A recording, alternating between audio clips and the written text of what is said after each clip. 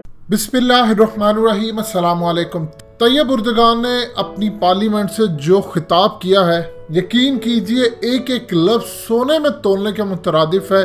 उन्होंने रोते हुए अंदाज में बताया कि हमारे साथ हुआ क्या है, लेकिन सबसे बड़ा उन्होंने जो ऐलान वहाँ पर किया, और इंशाअल्लाह अगर अल्लाह पाक ने मदद की और ज़रूर मदद करेगा तो खिलाफत उस्मानिया भी बहाल होगी और इसका सेहरा तैयब उर्दगान के सर जाएगा।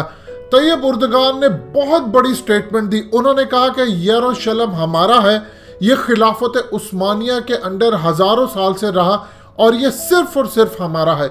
यानी ओपनली उन्होंने बात कह दी कि अब खिलाफत उस्मानिया की बहाली होगी और हम इसको वापस लेकर रहेंगे।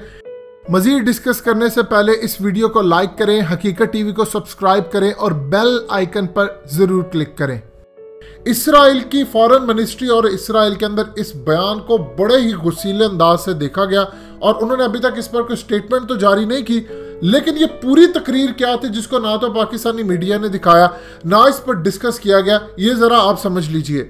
तैयब उर्दगान ने कहा कि पहली जंग अजीम के बाद हमने आंसुओं के साथ रोते हुए अपना ये इलाका छोड़ा, हम ये भूले नहीं हैं। ये सिर्फ खिलाफत उस्मानिया के मातहत हज़ारों साल से रहा और ये सिर्फ हमारा है। ये यहूदियों का कभी ना हो सकता था, ना है और ना कभी होगा। ये हमारा किबला अव्वल है और हमने जिन आंसुओं के साथ इसको छोड़ा है हम वो भूले नहीं हैं। तैयब उर्दगान की इस बात से आज एक शख्स, शायद हमारे लोगों को अंदाज़ा ना हो, उसका नाम था Henry Joseph. Henry Joseph basically एक फ्रेंच जर्नल था और खिलाफत उस्मानिया टूटने के बाद ये सुल्तान सलाहुद्दीन अय्यूबी की कब्र पर गया और वहाँ पर जाकर जो उसने तारीखी अल्फाज कहे वो आज तक हिस्ट्री में लिखे जाते हैं। ये सुल्तान सलाहुद्दीन अय्यूबी की कब्र पर गया और उसने लात मारी जाकर कब्र को और कहा, awake Salahuddin, We have returned। Salahuddin Salahuddin Ayyubi को कहा जाता है। कहा सलाहुद्दीन अय्यूबी को, सलाहुद्दीन उठो, हम वापस आ गए हैं। मेरा आज यहाँ पर होना ये बताता है कि सलीब की विक्ट्री हो गई है और हिलाल की शिकस्त हुई है, यानी इस्लाम की शिकस्त हुई है और आज सलीब गालिब आ चुकी है। ये वो अल्फाज थे जो अगर हमें बताए जाते, कौन बताएगा ये अल्फाजों को।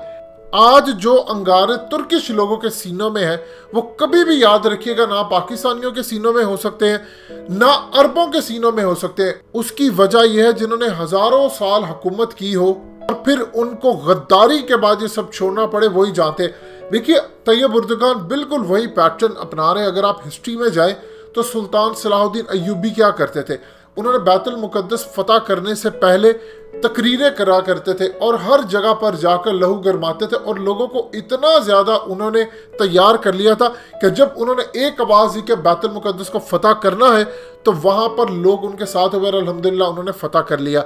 अब सुल्तान सलाहुद्दीन अय्यूबी की जो फतह थी वो हिस्ट्री में चली गई क्योंकि वो एक कुर्द था, वो तुर्क भी था। अब इस सूरत हाल के अंदर अगर आप हिस्ट्री में जाकर देखते हैं तो आपको ऐसी ऐसी चीज़ें मिलती, इवन कि आप देख लें कि सऊदी अरब नफरत करता है सुल्तान सलाहुद्दीन अय्यूबी से। अरब ममालिक नफरत करते हैं क्योंकि वो एक कुर्द था। अब इस सूरत हाल के अंदर उनको कोई ऐसा शख्स पसंद नहीं आता जो कम अज़ कम आज के दौर के अंदर इसराइल के खिलाफ हिस्ट्री में भी जाना जाता है। अब इस सूरत हाल के अंदर एक चीज़ आप अच्छी तरह समझ लें, इसराइल के निशाने पर है तैयब उर्दगान। तैयब उर्दगान ने इस तकरीर के अंदर कहा, ये कोई आम शहर नहीं है, ये शहर हमसे मुंसलिक है और हम ही इसके वारिस हैं।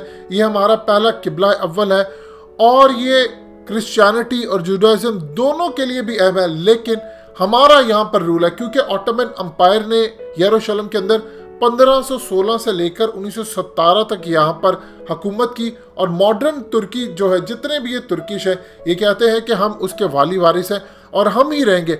अब इस सूरत हाल के अंदर इसराइली करते क्या है, ये आर्कियोलॉजिस्ट को लाते हैं और वहाँ पर ला कर कहते हैं कि देखिए हमने यहाँ पर चीज़ें फाइंड आउट की, यहाँ पर हमें पहले टेम्पल की ये चीज़ मिली, सेकेंड टेम्पल की हमें ये चीज़ मिली, ये तो यहूदियों का था और हम इस तरह, यानी उनको पता है कि तैयब उर्दगान ने क्या काम करना है। तैयब उर्दगान का एजेंडा ये है कि 2023-24 तक अपने आप को इतना मजबूत कर लें कि वो पूरी तरह अपनी फ़ौजों को तैयार करें। यही वो चाह रहे हैं कि पाकिस्तान को वो शामिल करे, कतर को शामिल करे, वो रूस को भी साथ शामिल करे और कम से कम मुस्लिम ममालिक का वो ब्लॉक बना ले, जिसके बाद वो मिलकर सारे इसराइल पर चढ़ाई करे।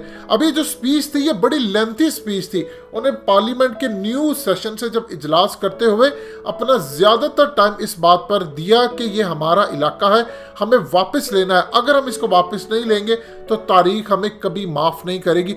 लिहाजा इस सूरत हाल के अंदर हम कहना चाहते हैं कि ये हमारा इलाका है और हम इसराइल से इसको वापस लेकर रहेंगे और ये बगैर खिलाफत उस्मानिया की बहाली के नहीं हो सकता। यानी अंदाजा कीजिए, तैयब उर्दगान ने कहा कि हजारों साल हमारे अंडर रहा, इनकी पॉलिसी और हिकमत अमली से इमरान खान को सीखना चाहिए।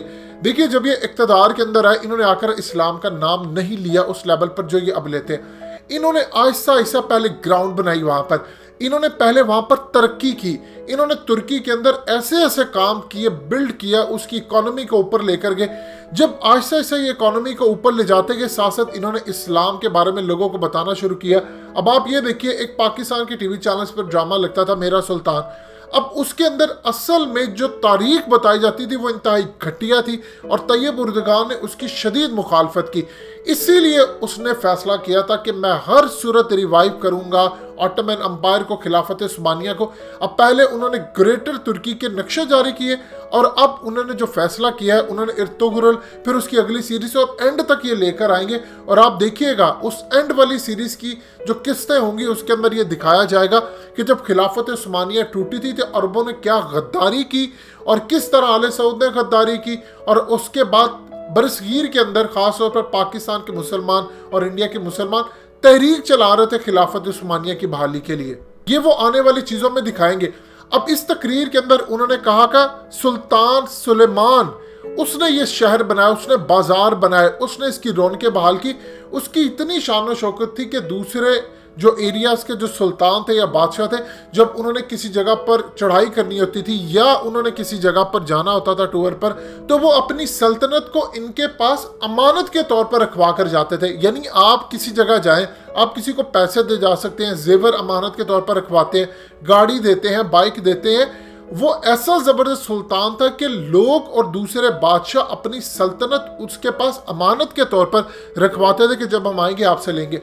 अब देखिए, गलतियां हमेशा हुई है तो जवाल आता है, ये ज़हन में रखिएगा मुसलमानों से। लेकिन इस सूरत हाल के अंदर तैयब उर्दगान ने दो टोक फैसला किया हुआ है कि मैंने खिलाफत उस्मानिया बहाल करवानी है और ख़ास तौर पर कतर को निकाल कर अरब ममालिक चिढ़ते हैं।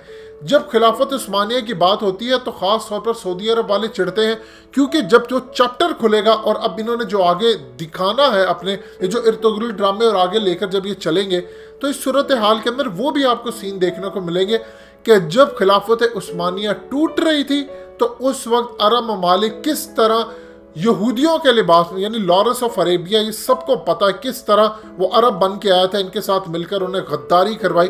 तो जब ये चैप्टर पूरी दुनिया को दिखाया जाएगा तो आले सऊद का वो कहेंगे कि देखो ये फेस है, ये इस तरह सऊदी अरब पर कब्जा हुआ, ये देखिए ये अरब ममालिक ने इस तरह किया।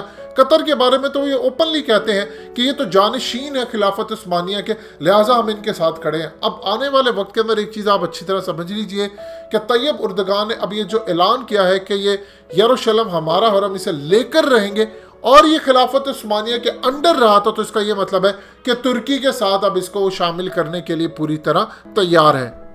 दोस्तों, हकीकत टीवी को सब्सक्राइब करना मत भूलिए, वीडियो को लाइक करें, शेयर करें और कमेंट सेक्शन में अपनी राय का इजहार ज़रूर करें।